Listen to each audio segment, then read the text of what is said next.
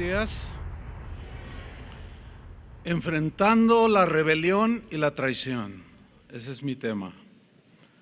Es un tema que tarde o temprano vamos a enfrentar. El apóstol Pablo dijo que una de las características de la gente de los últimos tiempos es que sería gente traidora.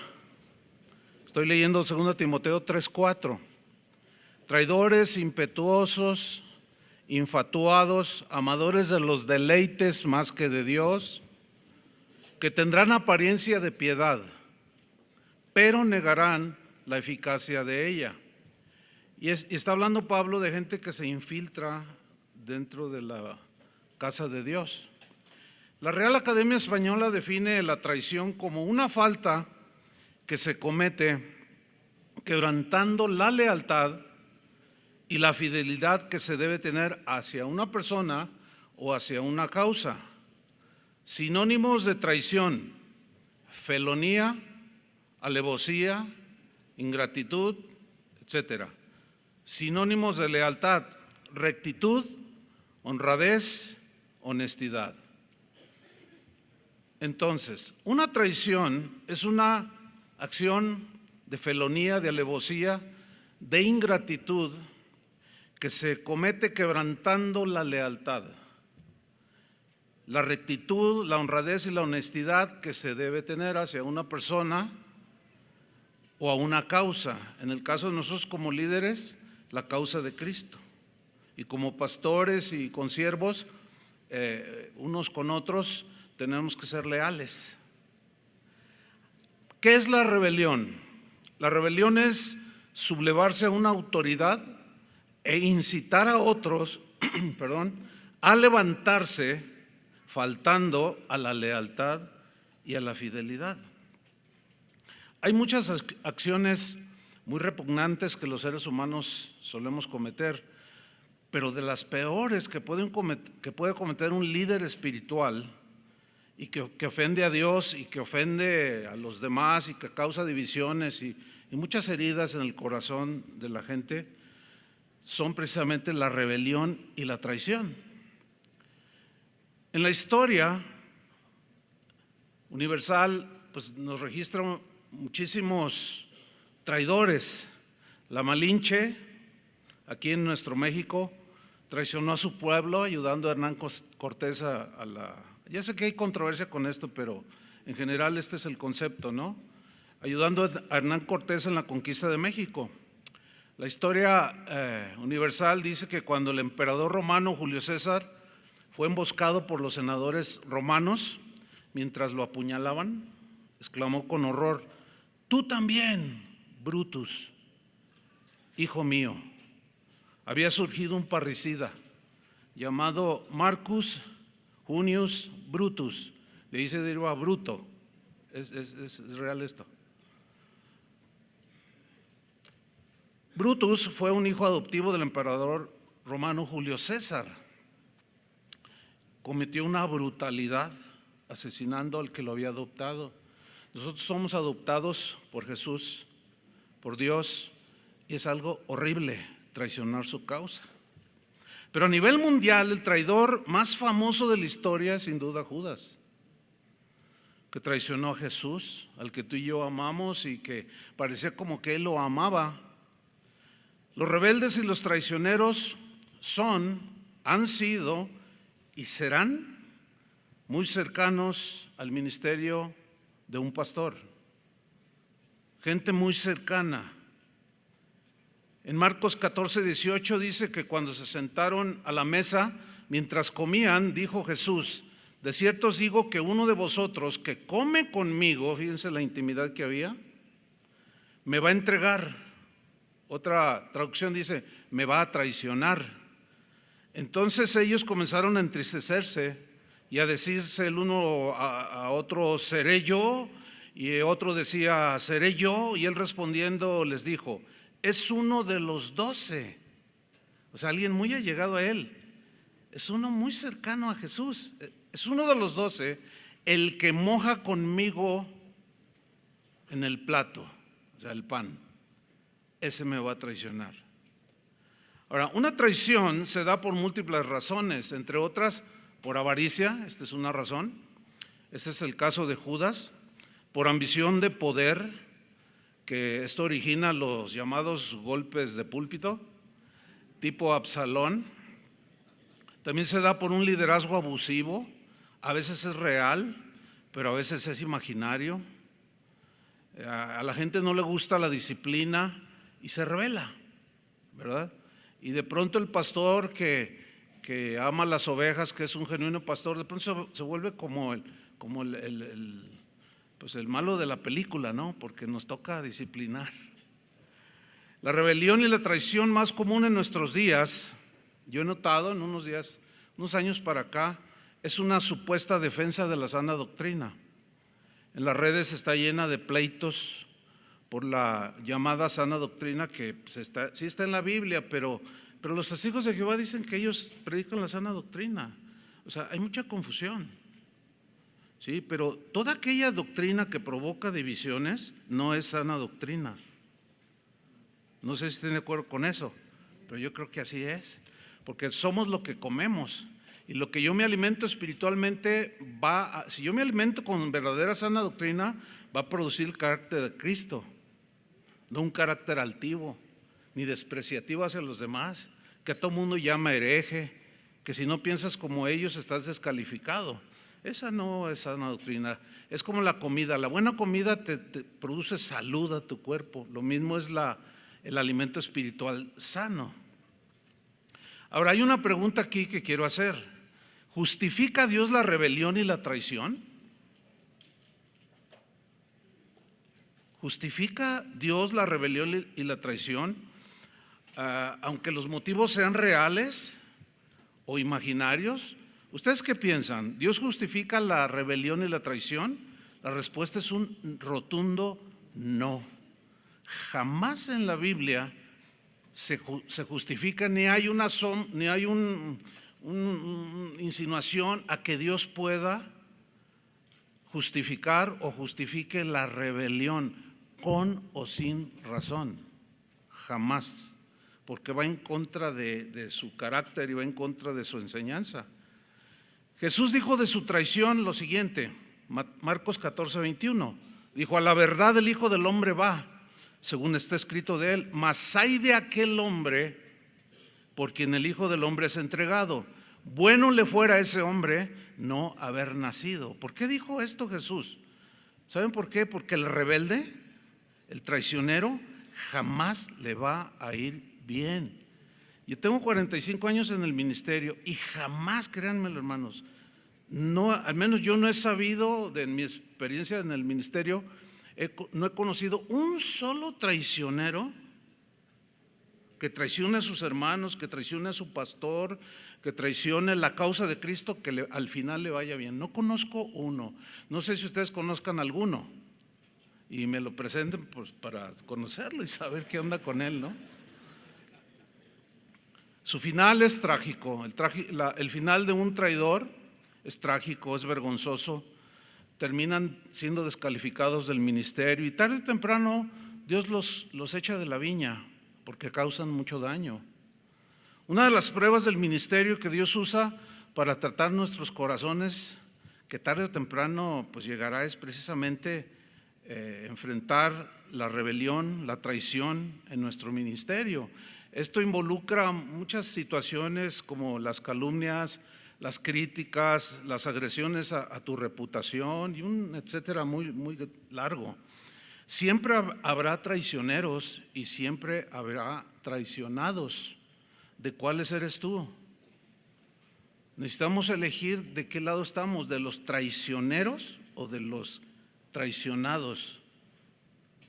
No hay término medio, ¿sí? Entonces, ¿cómo se va gestando una rebelión que termina en traición? ¿Cómo es que se va gestando?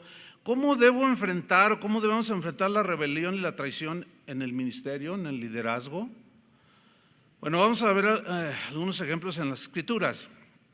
Comenzaré con la rebelión, mencionando algo de la rebelión y la traición de Judas. La Biblia nos deja ver que la razón en el caso de Judas fue por avaricia. El pecado de avaricia, hermanos, ha provocado mucha traición en las iglesias. El amor al dinero es la raíz de todos los males. Por esa avaricia traicionamos a Jesús cuando dejamos el mensaje del evangelio y lo sustituimos por enseñanzas que se enfocan en la obtención de los bienes materiales de este mundo. Jesús dijo que la vida del hombre no consiste en la abundancia de los bienes que posee. Entonces, si es clara la enseñanza de Jesús, ¿por qué algunos predicadores o líderes espirituales, líderes dentro del ministerio cristiano, enfatizan constantemente sobre la obtención de los bienes materiales? Y la vida del hombre espiritual, de la mujer espiritual, no consiste en la abundancia de esos bienes. Algo anda mal allí. Vamos a ver algunos rasgos de la traición de Judas. Esa es la escritura que se reunieron en Mateo 26:3, se reunieron los principales sacerdotes, los escribas y los ancianos del pueblo en el patio del sumo sacerdote llamado Caifás.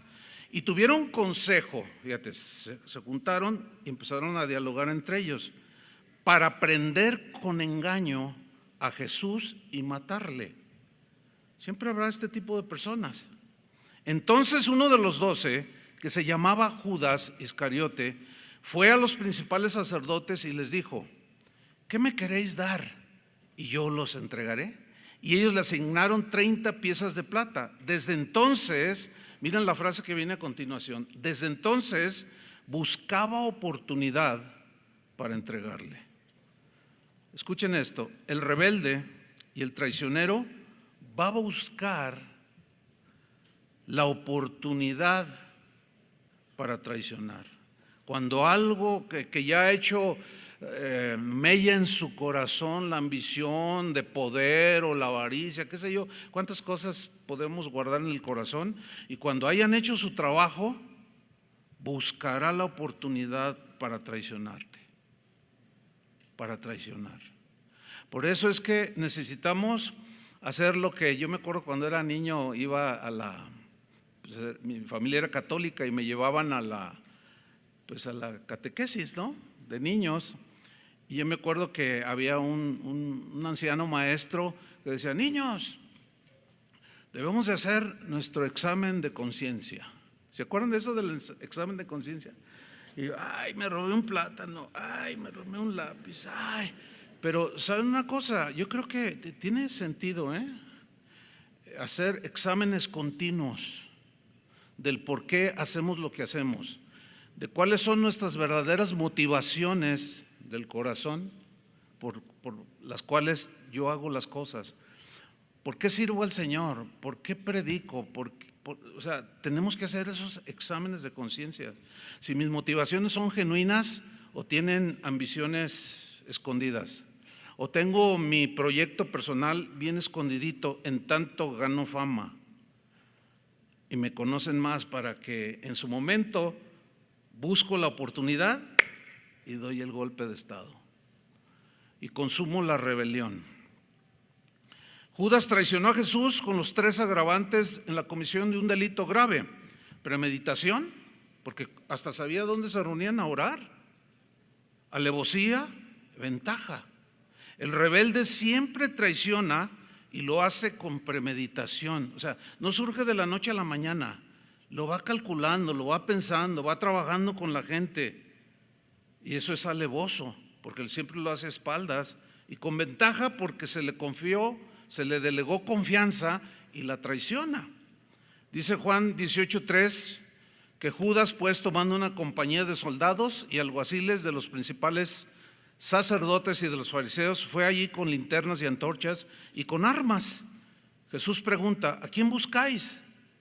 A Jesús Nazareno. Jesús les dijo: yo soy. Y estaba también con ellos Judas, el que lo entregaba. ¿Se fijan cómo poco a poco fue tomando partido con los traicioneros, con los odiadores, con los rebeldes? Y cuando llegan ahí a Getsemaní, él ya estaba del lado de los traicioneros, de los que odiaban a Jesús. Y yo he visto a muchos irse deslizando en esa montaña Y de pronto los ves del lado de los que traicionan a Jesús, de los que traicionan el Evangelio y de los que traicionan a su pastor, a su esposa y aún a sus hijos. Pensemos un poco lo siguiente, miren, por más de 3 años Judas disfrutó de la compañía de Jesús. Fue uno de los 12 más cercanos al Maestro. Oyó las enseñanzas de Jesús en vivo y en directo, ¿sí? Vio sus milagros, los palpó, como dice Juan, los tocó, inclusive predicó el Evangelio y todavía más allá, sanó enfermos. Además, Jesús le había confiado el cofre de las ofrendas, lo puso como su tesorero. Pues en esa confianza es donde se genera un potencial de rebelión y traición. Es en esa confianza que Dios deposita o la que tú depositas, ¿sí? El asunto es con los más cercanos, ya sea en tu familia, ya sea en tu empresa, pero en lo que tiene que ver con el liderazgo espiritual, pues los hermanos que Dios va levantando y tú comienzas a delegar y a depositar confianza en ellos. Tenemos que arriesgarnos y quedarnos, es decir, tenemos que arriesgarnos a delegar.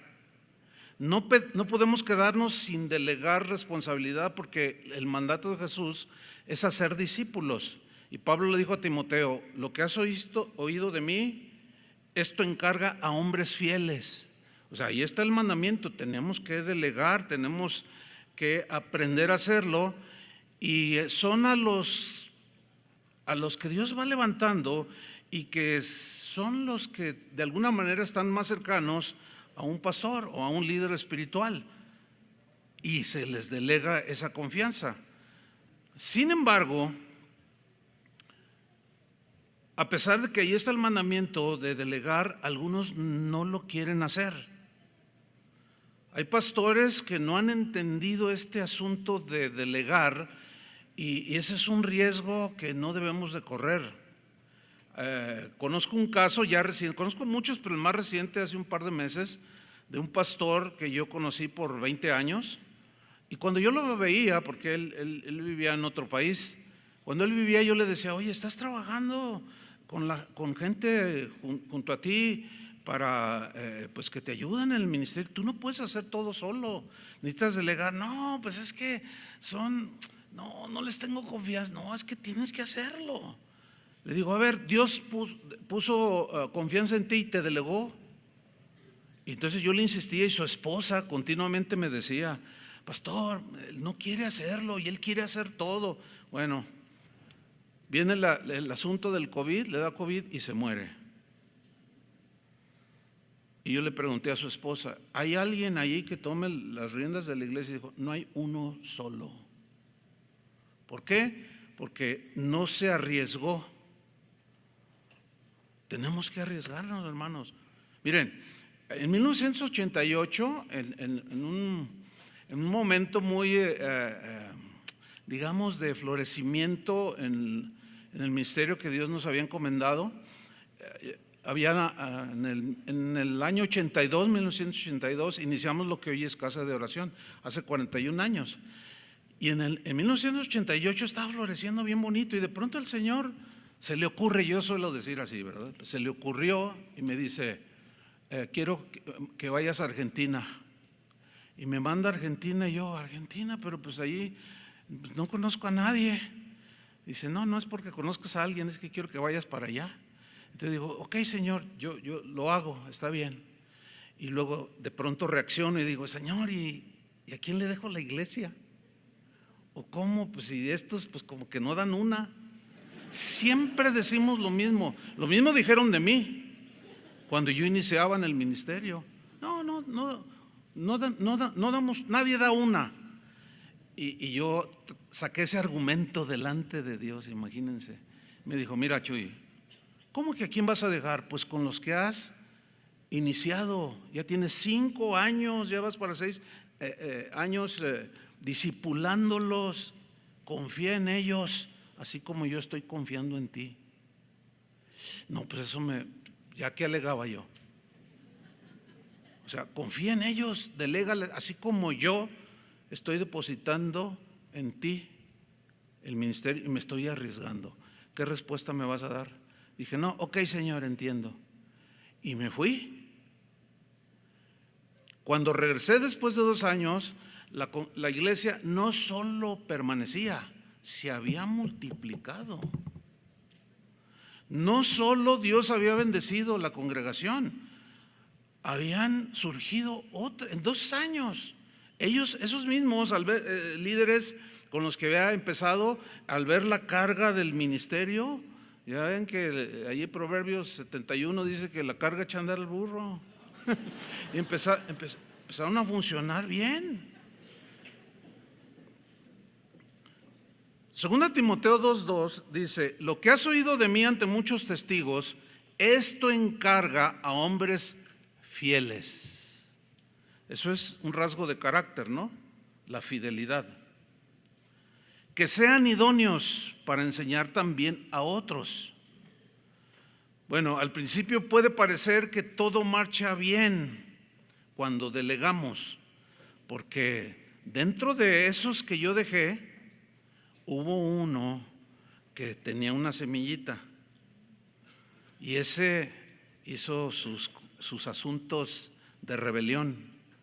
Se quiso apoderar del liderazgo, y cuando yo regreso, él no estaba de acuerdo. Los demás me abrazaron, no, qué bueno, ya regresa, pastor, y pues aquí está la congregación. Y yo cuando vi el resultado dije, bueno, siervos fieles, pero había uno que ni siquiera me recibió. Es más, difícilmente me saludó, y yo lo noté, por supuesto. Bueno, en lugar de venir conmigo, fue con algunos otros pastores de la ciudad a pedirles consejo. Fíjense el consejo que les pidió. Pues ya llegó el pastor, pero pues a mí Dios me ha llamado a ser el pastor de casa de oración. Pero yo era el pastor fundador, ¿no?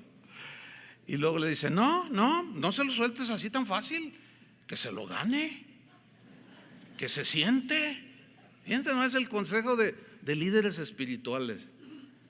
Y otro de plano dijo, yo que tú no le entregaba el liderazgo. Bueno, la historia tiene más aristas, ¿no? Pero no terminó bien. Hasta la fecha está en desgracia. Es que, hermanos, de verdad, la rebelión, la traición no debe ser parte de un líder que sirve a Dios. Tenemos que ser fieles y leales a Jesús, a su palabra y unos a otros, a pesar de que sabemos que ninguno de nosotros es perfecto. Todos cometemos errores. Una mala semilla en el corazón que crece y poco a poco va desarrollándose, te va a conducir a la rebelión, te va a conducir a la traición. Sin embargo, debemos delegar autoridad y confiar, pero entendiendo que está latente esa posibilidad de rebelión y de traición. Tenemos que tener conciencia de esto, porque si no delegamos y hacemos nosotros todo y no confiamos en nadie, quizás nosotros mismos estemos provocando la rebelión. Es mejor arriesgar y lograr algo que no arriesgar y no lograr nada. Yo me decidí por arriesgar y sigo arriesgando. Y puedo testificar que han sido muchísimos más los que se han logrado que los que no se han logrado. Imagínense, empiezo con 7, 8 jóvenes de mi edad. Yo empecé a pastorear casa de oración a los 26 años. Estaba muy joven. Y esos que con los que empecé, me tocó casarlos.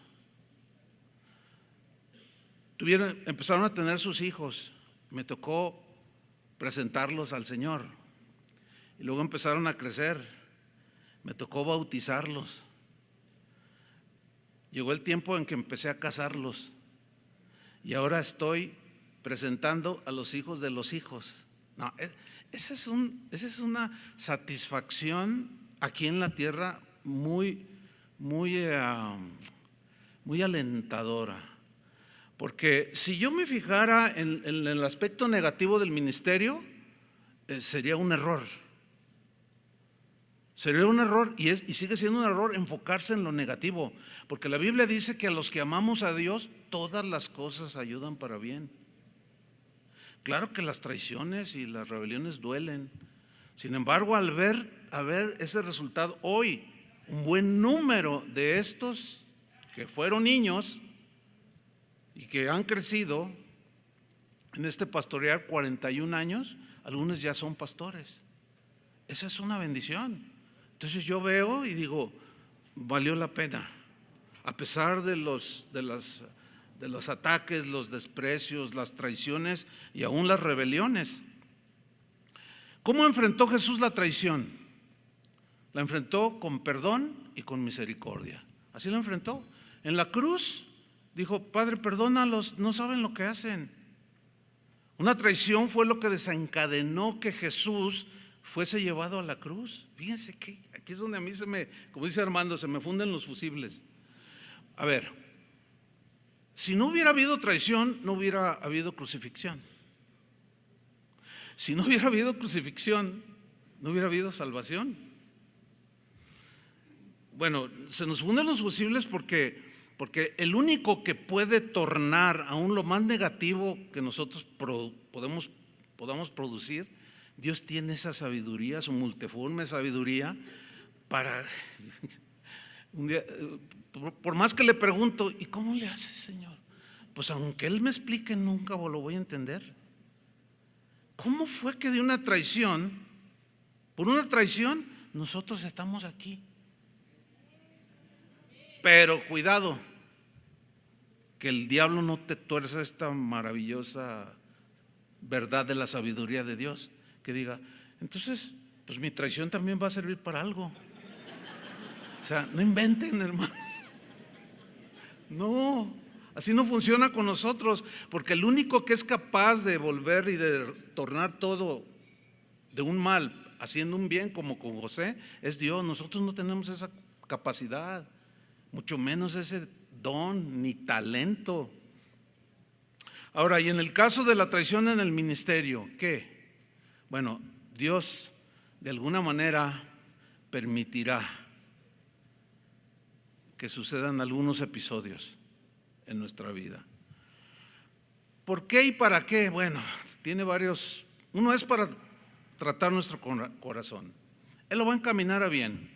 A veces Dios usa esto para podar su viña. Como decía Martín Lutero, Satanás es el diablo de Dios. O sea, es como aludiendo a como también lo sirve, aunque él ni cuenta se da. ¿Por qué? Porque Dios tiene todo bajo control. Yo no sé cuántos crean eso o no lo crean. Dios tiene todo bajo control. Entonces, si Dios tiene todo bajo control, en su voluntad, lo que los teólogos llaman permisiva, a veces Dios permite situaciones, pero con propósitos que a la postre nos van a ayudar a crecer y a ser moldeados al carácter de Cristo. Dios en algún momento va a permitir que sucedan estas cosas en nuestro ministerio. Judas fue culpable de su traición, no cabe la menor duda. Jesús lo dijo, ¿sí? ¿Por qué es culpable? Él decidió traicionar a Jesús. Él decidió, ¿sí? Y lo hizo con premeditación, alevosía y ventaja. Su final fue una muerte, ya sabemos, una muerte trágica. Y ese es el fin de todo traidor. Su fin es trágico y en desgracia. Vamos a ver otra historia donde están involucrados dos hombres. Uno era un rey y el otro era un candidato a ser rey. Uno se llamaba Saúl y un joven pastor rubio, de hermosa presencia, dice la Biblia, a quien Dios conocía de antemano y que quería usarlo en el futuro, pero Dios tenía que tratar con su corazón, ¿sí?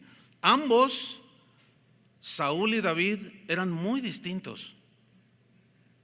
La respuesta que ambos dieron a Dios fue muy distinta.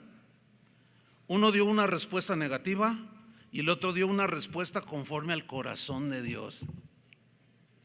Y Dios quiere que nosotros demos respuestas conforme al corazón de Dios, conforme al parámetro de la Biblia, con el carácter de Jesús.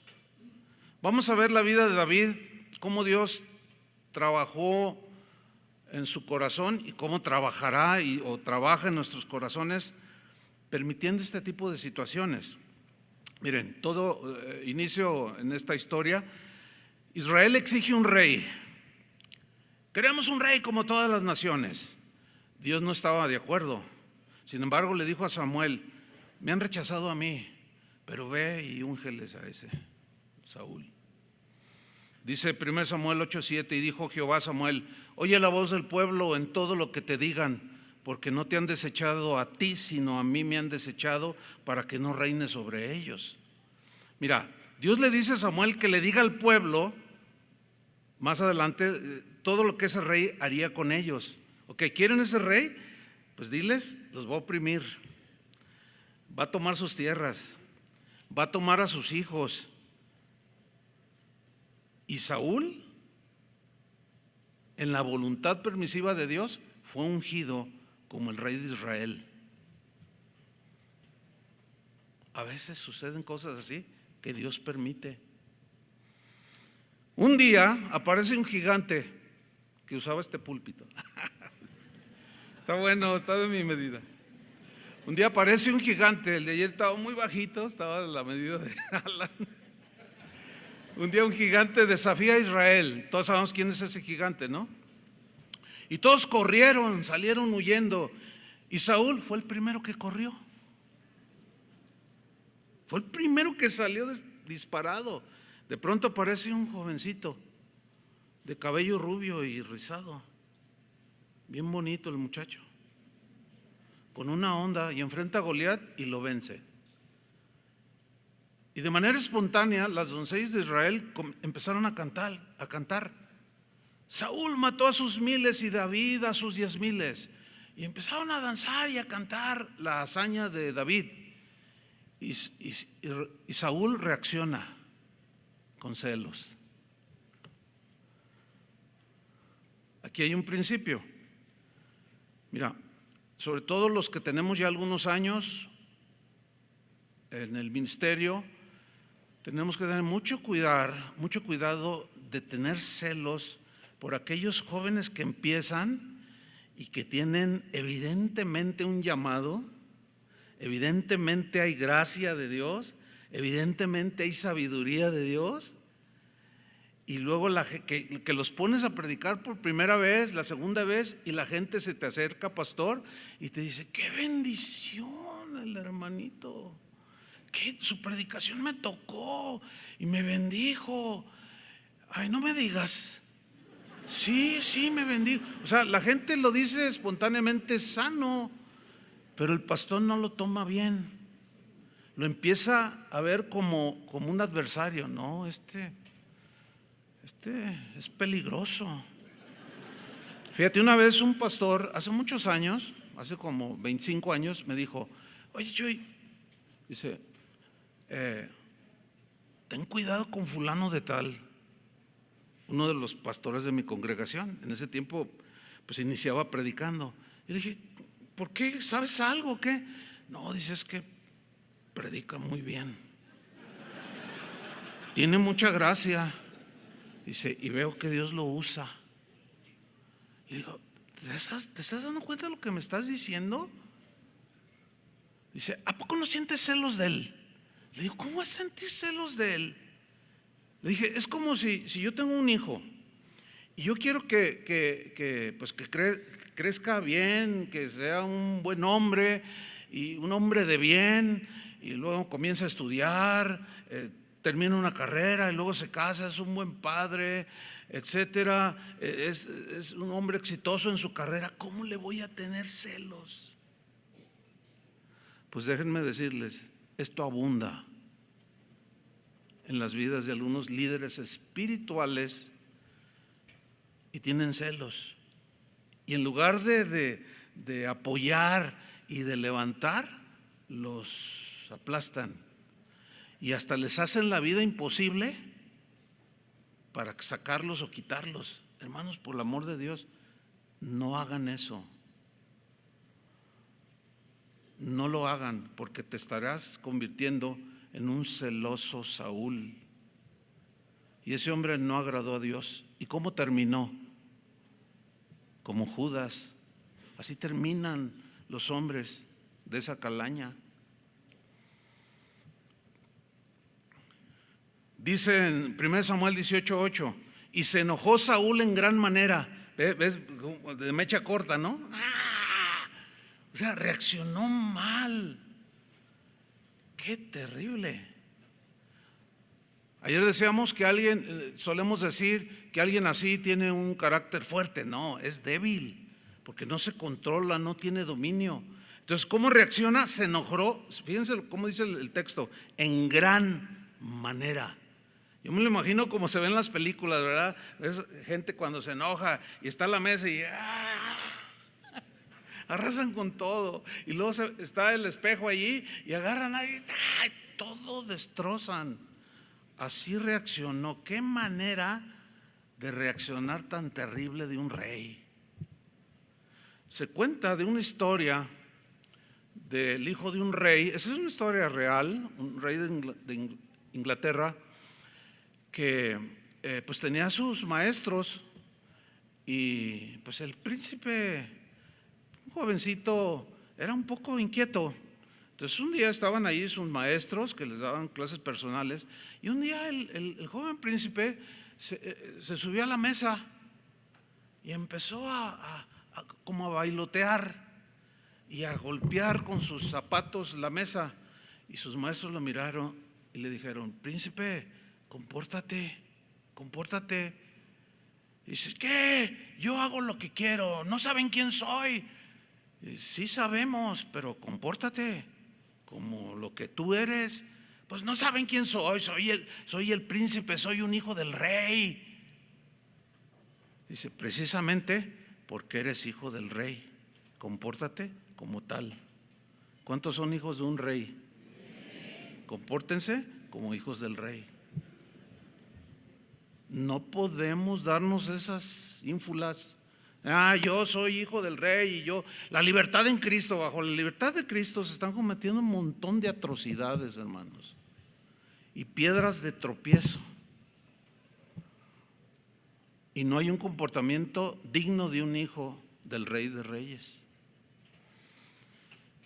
1 Samuel 18:8, se enojó Saúl, le desagradó este dicho, o sea, que cantaran, no le gustó.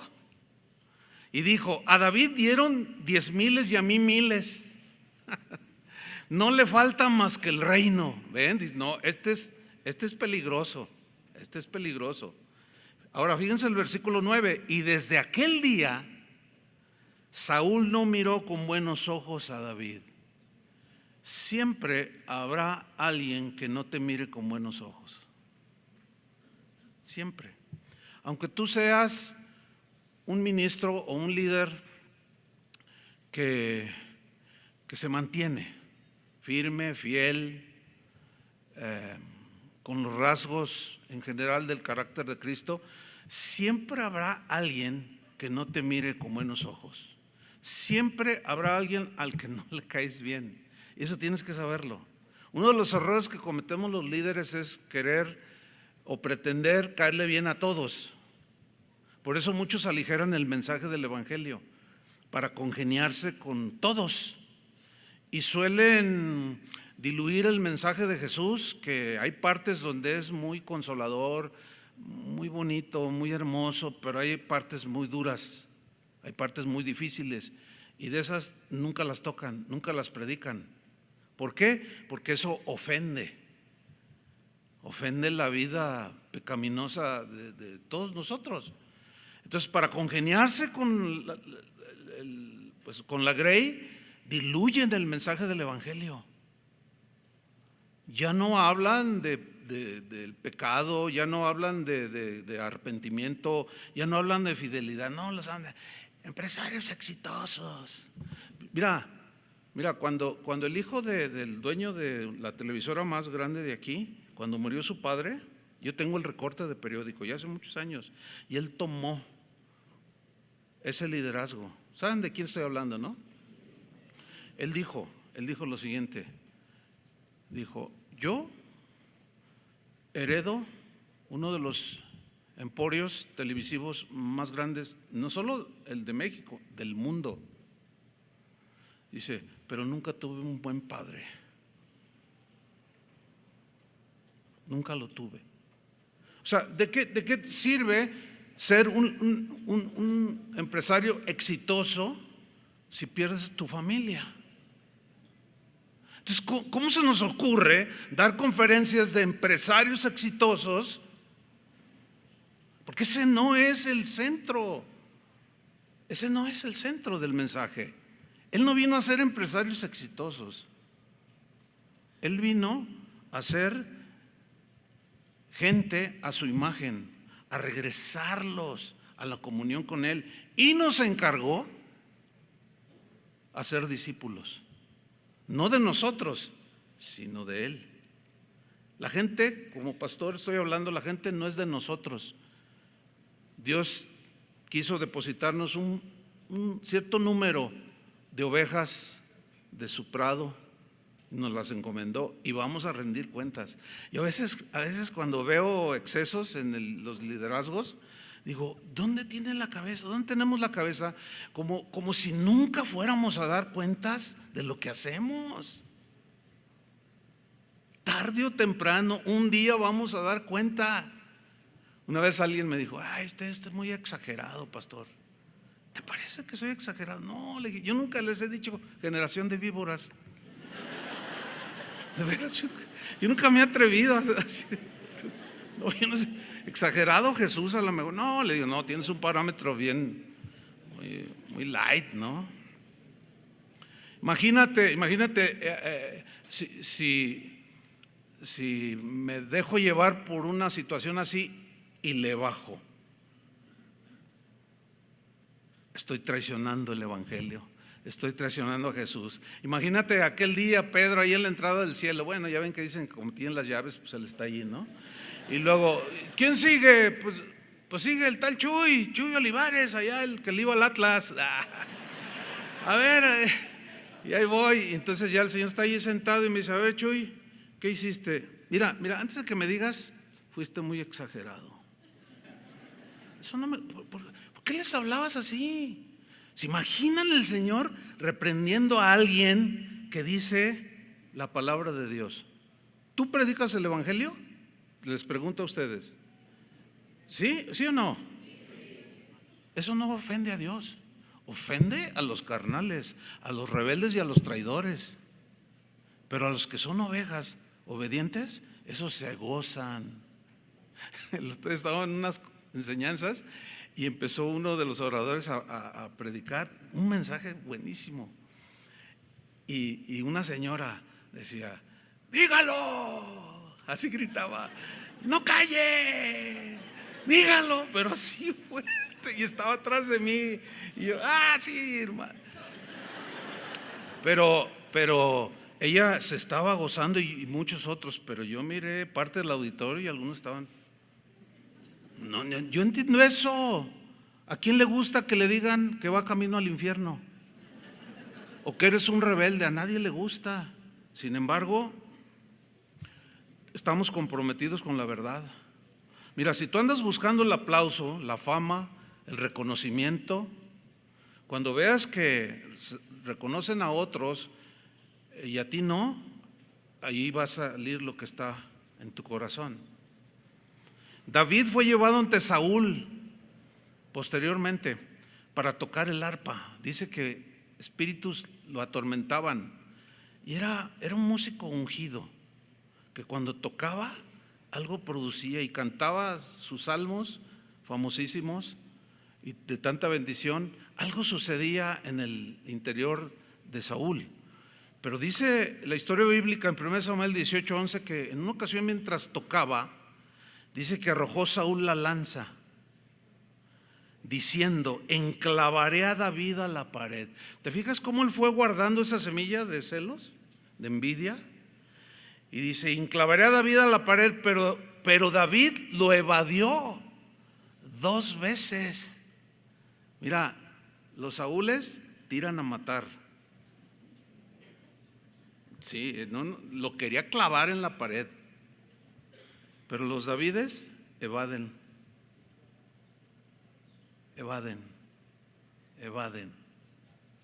Hay muchos Saúles, tiradores de lanzas, que desean clavarte en la pared, que desean clavar en la pared a todos aquellos que no miran con buenos ojos, por la razón que sea. Debo decirles que tarde o temprano va a aparecer un Saúl en tu vida. Nada más cuídate de que tú no seas un Saúl. Pero va a aparecer por lo menos uno en tu vida, que es celoso, envidioso, soberbio, sabelotodo, que te va a traicionar y te va a querer clavar en la pared. ¿Y qué vas a hacer? ¿Esquivar la lanza o tomarla y regresársela? No, regresarlas no es para nosotros. Para un líder de Dios no es regresar. Cuando prendieron a Jesús, Pedro sacó una espada y tiró un espadazo que le cortó la oreja del siervo del sumo sacerdote. Y Jesús lo reprende y le dice: guarda esa espada, Pedro. El que mata a hierro va a morir. Y dice que tomó la oreja y se la volvió a poner. Qué impresionante, ¿no? Ahora, pero aquí la pregunta es esta: ¿ustedes creen que Pedro le quería cortar la oreja? Claro que no, lo quería partir en 2. Pero el siervo lo esquivó y nada más le cortó la oreja. Lo quería partir, hermanos. Fíjate, Pedro lo quiso hacer así. Jesús le dijo: no, esto no es para mis seguidores, guarda tu espada. De ahí en adelante, Saúl inició una encarnizada persecución contra David. Miren, no había internet en ese tiempo. Si no, hubiera sido peor el ataque del traicionero Saúl. David comenzó a huir por las montañas, dice la historia bíblica, para sintetizar. Empezó a vivir en las cuevas, comía lo que podía. Dios seguía trabajando en el que sería un rey conforme a su corazón. Debemos señalar que cuando David se fue de delante de Saúl, porque huyó, se fue solo. Escuchen esto: no armó una rebelión. ¿Tenía razones para armarlas? Sí, entre comillas, porque era un líder abusivo, celoso, con instinto asesino, y tenía suficiente razón para rebelarse y volteársele. Había mucho, cuando menos unas cuantas doncellas que cantaban a su favor, pero no lo hizo. Él no trató de convencer a nadie de que Saúl debía ser quitado. No, salió solo, totalmente solo, no arrastró a nadie. Escúchenme bien: si hay alguien aquí, hubiera alguien aquí en este auditorio que ya trae la semilla de la rebelión, que ya lo está planeando, que está esperando la oportunidad, yo te digo, de parte del Señor, detente. No lo hagas. No lo hagas. No lo pienses una vez, ni 2, ni 3, piénsalo toda tu vida. No lo hagas. Deja de incitar.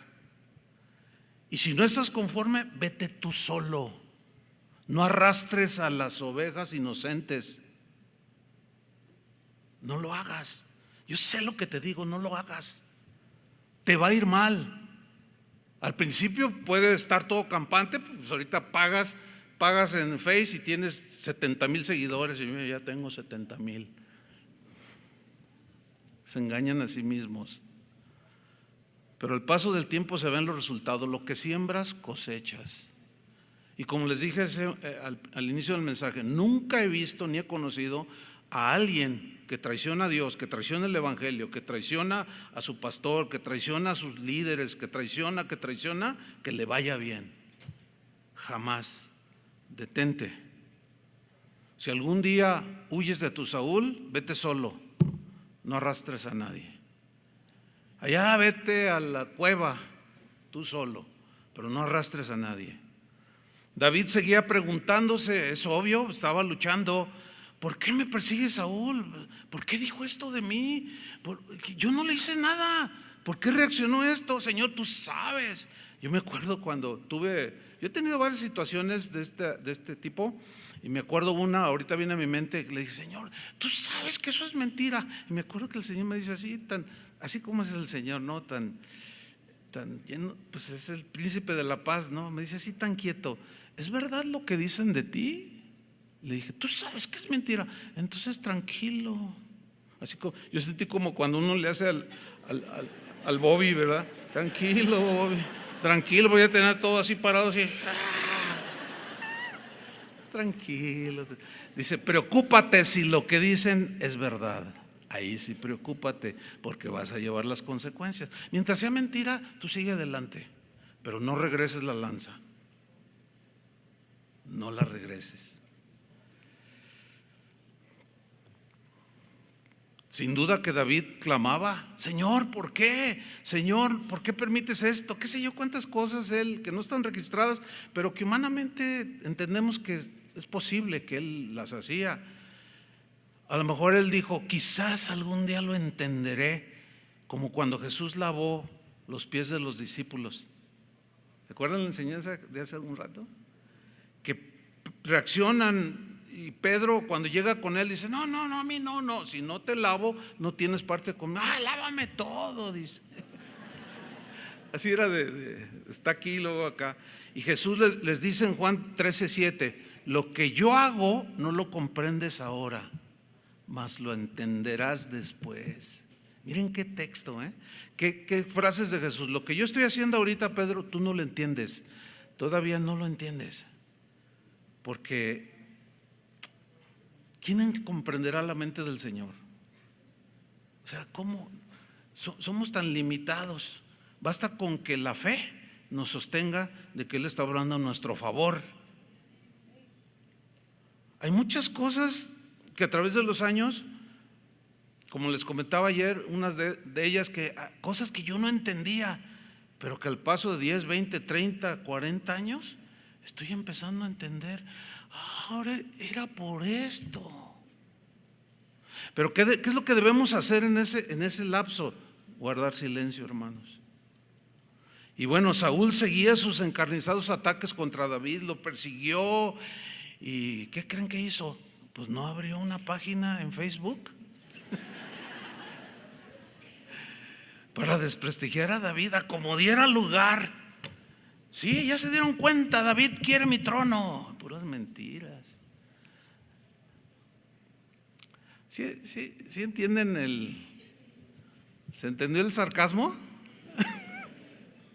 Así que como dice un periodista por ahí, entiéndase mi sarcasmo, porque eso es lo común hoy. O sea, la Biblia dice, tienes algo contra tu hermano, ve tú y él solos. Nunca dice que lo publiques. Ese es el tercer o cuarto paso, y eso es lo que están haciendo muchos cristianos. No están conformes, tienen alguna situación o algún conflicto, y en lugar de ir con su pastor, publican. Pero cuando los ven en persona, ay hermano, entonces, es bien fácil ponerse atrás de una computadora y decir un montón de tonterías. Pero acuérdense que de toda palabra ociosa que sale de nuestra boca, ¿qué? Daremos cuenta. No, hermanos, no. Y de eso es triste decirlo, pero está lleno las redes. Muchos supuestamente denunciando no sé cuánta cosa.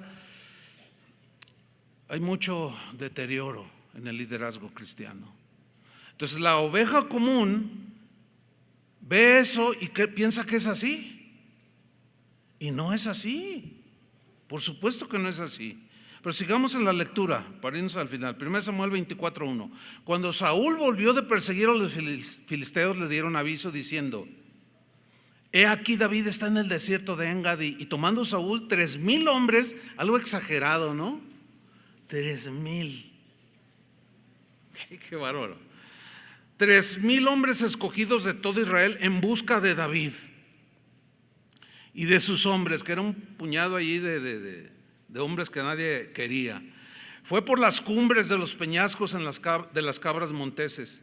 Y cuando llegó a un redil de ovejas en el camino, donde había una cueva, entró Saúl en ella para cubrir sus pies. Esta es una expresión que significa que tenía necesidad de ir al baño, y fue al baño ahí en la cueva. Y David, y sus hombres resulta que estaban sentados en los rincones de la cueva. Lo andaba siguiendo y no andaba, y no daba. Se mete a la cueva a hacer del baño y ahí estaba David. Dice el versículo 4: entonces los hombres de David, fíjense esta parte, los hombres de David le dijeron, que hay una parte donde habla de los valientes de David, ¿no? Le dijeron: he aquí el día en que te dijo Jehová, he aquí que entrego a tu enemigo en tu mano y harás con él como te pareciere. Escúchame bien, siempre va a haber alguno o algunos con corazón de Saúl que en ese momento están contigo, pero que te van a incitar a la venganza. Esto es lo que estaban haciendo. ¿Ya viste que Saúl, Dios te lo está entregando en tu mano? Te lo puso de pechito, como decimos aquí en México. Dale con todo. Siempre habrá gente así, pero no los escuches. Una vez alguien me dijo: oye, pastor, fíjate que hay alguien allí en internet que está diciendo unas cosas bien terribles. Le dije: ¿y tú qué piensas de lo que dice? No, dice, pues pastor, yo tengo 35 años en esta congregación. Pues yo lo conozco. Pero me dice: defiéndase, pastor, porque el que calla otorga. O sea, ese refrán, el que calla otorga, significa que si alguien dice algo de ti y tú te callas y no te defiendes, lo estás asumiendo como verdadero, ¿verdad? Eso significa el que calla otorga. Bueno, entonces, como Jesús, como cordero, fue llevado al matadero, lo acusaron de borracho, de falso profeta, de comilón, lo acusaron de todo, y como cayó, asumió como verdadero. Entonces, ese refrán, hay algunos que tienen sabiduría, pero está medio chafa. Ese no aplica. En el caso de nosotros no aplican, los del mundo sí. ¿Cómo que defiéndete? No, hermanos, cometemos error si nos defendemos. Que nos defienda Dios, hermanos, que nos justifique Dios. Y arruinamos la situación cuando, no, a ver, y nos empezamos a pelear. No. Podemos en un momento, en un arranque, pues sí, perder el control, porque a veces da coraje. Digo, hay que aceptar que todos tenemos un corazoncito, ¿no? Por supuesto que cuando te agreden, pues sientes feo. Negarlo no es honesto, pero ahí es donde debe entrar el carácter. Y primero, la primera reacción es agarrar la computadora, prenderla, ahorita va a ver. Y luego ya empiezas y el Señor te dice: cálmate, Bobby, cálmate. Si te defiendes tú, yo me hago a un lado. Una vez así me dijo el Señor: vas a hacer esto, pero si tú te defiendes, yo me hago a un lado. Pero si tú mantienes la calma, yo salgo por ti. Y decidí mantener la calma y salió por mí. Nunca Dios, en la ira del hombre, en el ojo del hombre, no obra la justicia de Dios. No, nunca. Y se levantó David, dice al final del versículo 4, y calladamente cortó la orilla del manto de Saúl. O sea, nomás se acercó, no hizo caso de los que le decían: clávalo, no, y fue y le cortó. Versículo 5: después de eso se turbó el corazón de David, porque había cortado la orilla del manto de Saúl. Fíjense, aquí vemos el corazón de David, un corazón distinto, ¿no? Lo tenía allí, pero él era diferente. La venganza no sería parte de su futuro ministerio como rey de Israel, no. Y dijo a sus hombres, versículo 6, Jehová me guarde de hacer tal cosa contra mi Señor, el ungido de Jehová, que yo extienda mi mano contra él, porque es el ungido de Jehová. Aquí algunos han abusado de este texto. Sí, no tengo mucho tiempo para explicar, pero en realidad esta frase lo que demuestra es que el corazón de David había sido transformado y él entendía mucho sobre la autoridad. Tenía razones justificadas para clavarlo, pero no lo hizo. ¿Por qué? Porque Dios lo quería distinto. Dios no quiere que seamos vengativos. Y dice el versículo 7, así reprimió David a sus hombres con palabras. Los reprimió, los detuvo y no les permitió que se levantasen contra Saúl, porque algunos, pues si tú no lo haces, pues déjamelo a mí, yo lo clavo, le meto un cuchillo con la lanza. Ella, cálmate, no lo hagas, no. Y el hombre de Dios tiene que ser reconciliador y hombre de paz, y siempre promover la reconciliación, siempre. David estaba siendo preparado para cuando fuera rey. Y bueno, dice la historia ahí en el versículo 8 que también David se levantó y saliendo de la cueva dio voces detrás de Saúl, porque terminó de hacer su necesidad y salió y le gritó así de arriba, mi señor el rey. Y cuando Saúl miró hacia atrás, lo vio allí a David, y David inclinó su rostro a tierra e hizo reverencia, o sea, de respeto. ¿Se dan cuenta qué distinto era David? ¿Cómo reaccionas con el que supuestamente es tu detractor o enemigo? Le das la vuelta, así son. David era diferente. Y dijo David a Saúl, ¿por qué oyes las palabras de los que dicen, mira que David procura tu mal? O sea, le está haciendo un reclamo legítimo. ¿Por qué los escuchas? Te están mintiendo y tú les crees. Nada más oyes la versión de él, pero nunca has oído la mía. Me están acusando de que yo quiero hacer esto, pero me están calumniando, son mentiras. Y la ley dice que debes oír a ambas partes. Bueno, no dice ahí el texto, pero está implícito. O sea, ¿por qué? ¿Por qué estás haciendo eso? Tienes que ser un rey justo y escuchar a ambas partes. Uno de los errores más comunes que cometemos los líderes es cuando alguien viene y nos dice algo y lo asumimos como verdad sin comprobar, escuchando la otra versión. De los errores más comunes dentro del ministerio. Y aquí David le hace una legítima reproche. Dice el versículo 10, y aquí han visto hoy tus ojos, dice, cómo Jehová te ha puesto hoy en mis manos en la cueva y me dijeron que te matase. Estoy leyendo 1 Samuel 24:10. Me dijeron que te matase, pero mira lo que dice. ¿Qué dice? Pero te perdoné. No, este sí es calibre 50. Destructor del mal. Esa bala calibre 50 que traspasa tanques. Híjole. Y una vez vi disparar allá en California, en un campo de tiro, vi disparar una de esas Barrett calibre 50 y es pavoroso aquello, destructivo. Bueno, el perdón, hermanos, es como un calibre 50. Destruye pero el mal.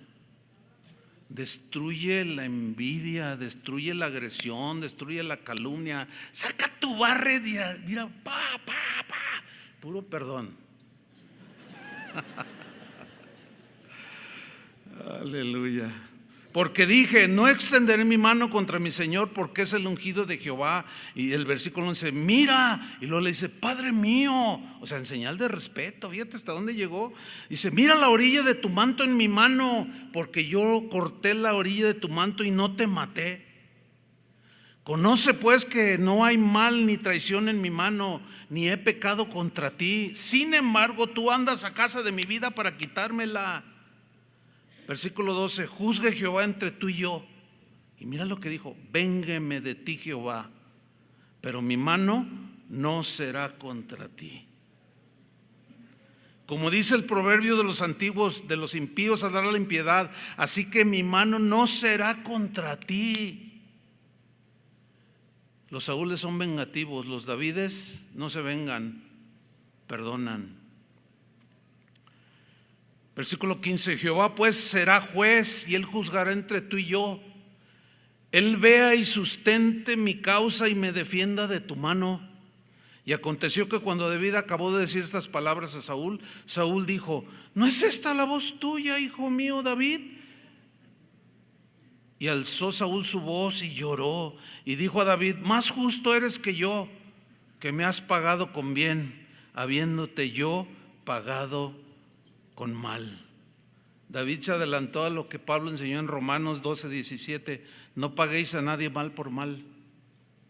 Procurad lo bueno delante de todos los hombres. Si es posible, en cuanto dependa de vosotros, estad en paz con todos los hombres. No os venguéis vosotros mismos, amados míos, sino dejad lugar a la ira de Dios, porque escrito está: mía es la venganza, yo pagaré, dice el Señor. Así que si tu hermano tuviere hambre, dale de comer; si tuviere sed, dale de beber, pues haciendo esto, ascuas de fuego amontonará sobre su cabeza. No seas vencido de lo malo, sino vence con el bien el mal. Ayer yo les hablé de la marca de Dios, el hombre marcado por Dios. Y yo les mencioné al que fue mi tutor, el hermano Pablo. Él en una ocasión sufrió una traición pavorosa, terrible. Cuando yo me enteré de esa traición, el traidor, yo fui testigo de cómo le llevaba de comer. Lo levantó de la miseria, lo ayudó, lo discipuló, y lo terminó traicionándolo de la peor manera. Y cuando yo me enteré, yo me enojé. Reconozco, me enojé. Y yo no dije nada, pero por dentro yo estaba enojado. Y estaba ahí uno de mis líderes, cuando yo me entero, y le digo: voy a ir a hablar con él. Sí, ve y háblale, repréndele. Si no, le voy a... ¿Cómo es posible? Pero este líder reaccionó en un lapso de 1 hora, 2 horas, 3 horas. Y fue y le dijo al hermano Pablo que yo iba a ir a reprender al traicionero. Y yo seguía ahí en mi oficina, porque había que trasladarse a otra ciudad. Y de pronto él entra a mi oficina. Él era un hombre que siempre llegaba, tocaba, y esa vez no tocó. Se abrió la puerta, hasta se golpeó. ¡Pah! Y vi a un hombre, un anciano, en ese tiempo como de 85 años, con su bastón, y se me acercó. Y yo sentado así, le digo: hermano Pablo. Me dice: te prohíbo. Yo le digo: ¿qué? Te prohíbo que vayas y le digas nada. De una vez te digo, Chuy, si yo un día me doy cuenta que este hermano, este pastor, tiene hambre y sus hijos tienen hambre, yo soy el primero, dijo, de llevarle de comer. No, pues, ¿te imaginas el ofendido? Y luego me saca todo esto. Yo le doy de comer. Chuy, tienes que aprender, me dijo. Te falta mucho.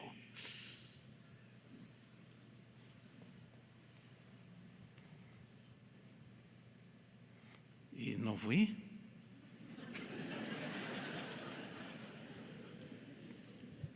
Ese hombre olvidó todo lo que este buen hombre había hecho por él.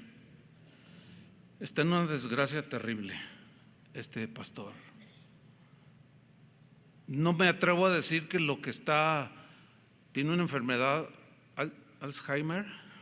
No me atrevo a decir que es por eso. No puedo decir lo que eso es. Pero esa enfermedad, olvidas todo. Y él se olvidó de todo el bien que le hizo ese viejito, al que despectivamente llegó a decirle ese viejo. Nunca digas eso. porque tú estás joven y nunca desprecies a un líder anciano. No porque yo ya esté en esa condición, no, porque también he visto, una vez estábamos en una reunión y el hermano Pablo iba a dar una reflexión y mira, así, entre dientes, un pastor dijo: ay, otra vez este viejo aburrido, así, un pastor. Yo volteé y le dije: ¿sabes qué? No, mejor cállate, le dije. Este viejo me aburre, hazme favor. Pero bueno, tengo que terminar, hermanos. Quiero terminar con algo que me marcó. Yo tuve un Saúl, me quiso clavar en la pared, no una ni dos, varias veces. Y un misionero que fue maestro mío en el seminario, un día me fue a buscar a mi casa. Me dijo: Chuy, tengo un mensaje para ti de parte de Dios. Y yo le dije: ah, sí, ¿qué mensaje? Dice: mira, yo sé lo que está pasando. Yo sé que te quiere destrozar. O sea, el que en teoría era mi padre espiritual por ser mi pastor, me quería desaparecer. Es que tenía el espíritu de Saúl, celoso, envidioso, de todo, despreciativo, y me quiso clavar. Y me dijo: ¿sabes qué, Chuy? Necesitas perdonarlo. Y yo nomás hice así: qué difícil, yo entiendo eso, es bien difícil. Y me dice: mira, Chuy, tienes que perdonarlo, es una decisión que tú vas a tomar. Me dice: lee la historia de José y ahí Dios te va a hablar. Y se da la media vuelta y se va. Y yo me quedé así y agarro mi Biblia y dije, pues, y me metí a mi cuarto y me hinqué y abrí la Biblia ahí en la cama y empecé a leer la historia de José, todo lo que le hicieron sus hermanos y cómo Dios estaba con José a pesar de las circunstancias negativas. Todo lo que le hicieron, lo vendieron, le metieron a la cárcel, todo lo que ya sabemos. Pero cuando se viene la desgracia ya en la tierra donde vivía su familia y vienen a comprar de comida, él los reconoce, pero ellos, a José no, y les vende comida. Y llega un momento en que se descubre, y cuando yo soy José, y todos así, porque pues parecía egipcio, ¿no? Estaba la usanza, vestido igual. Y cuando él se descubre, pues imagínense la reacción: ay, como ya hasta aquí llegamos, ¿verdad? Nos va a dar cuello. Pero José era diferente. Y como que estaban turbados y yo soy José. Y luego les decía: el que vendieron. José se había casado y había tenido 2 hijos. Tuvo 2 hijos, ¿se acuerdan? Uno se llamó Manasés. Manasés significa ya olvidé, que implica perdón. Digo, porque ya olvidé lo de la casa de mi padre. Y luego tuvo un segundo hijo, Efraín se llamó. Y Efraín significa fructificar. ¿Por qué fructificado? Dijo: en tierra ajena. Y en ese momento Dios me dijo: si tú no tienes tu Manasés, jamás nacerá Efraín.